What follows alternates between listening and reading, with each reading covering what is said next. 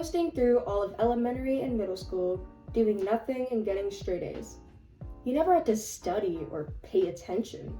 It all came so easily. But now you're in high school or college, and all of a sudden things are getting harder.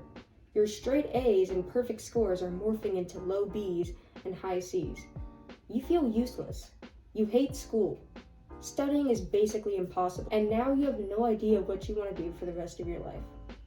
Does any of this sound familiar to you? If it does, then congrats. You're a burned out gifted kid, like me. But before we continue, we must ask the question of, what is a gifted child? According to davinsongifted.org, giftedness is a brain-based difference that leads to the child having a different intellectual, academic, and social-emotional development trajectory than neurotypical individuals.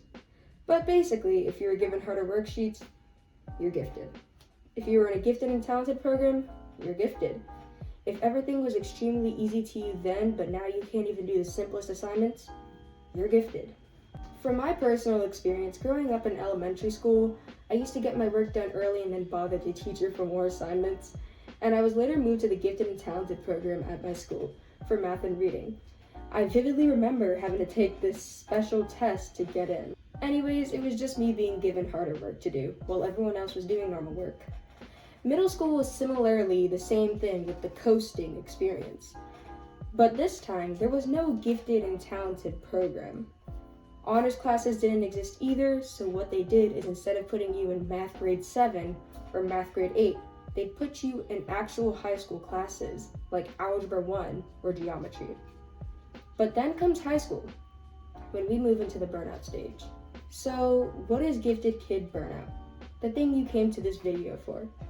So since we know what the experiences are like for gifted kids growing up, how do they reach that crushing burnout stage? Well, according to Urban Dictionary, shut up. Okay, I know it's Urban Dictionary, but this is actually good.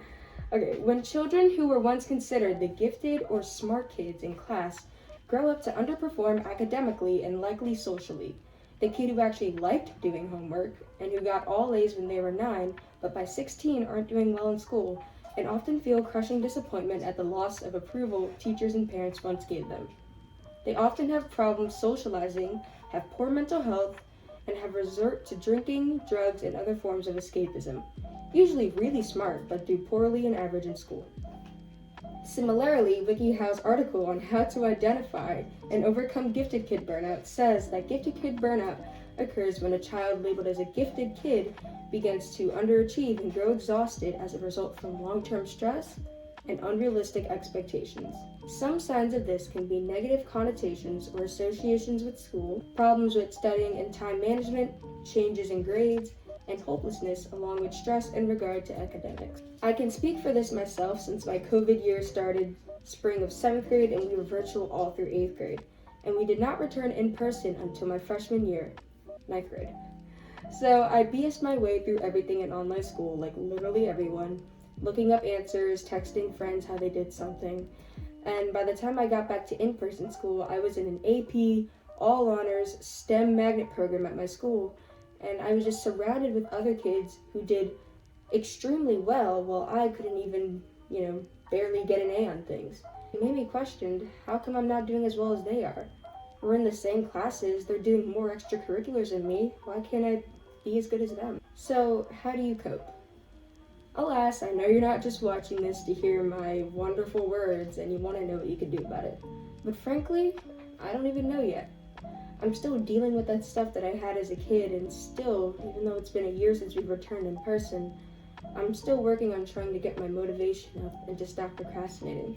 But a few things that did help me were getting my friends and family to keep me accountable, creating a study schedule, and using a planner. And another thing that I had realized I had done was I thought that I didn't have to try because I'd just do well.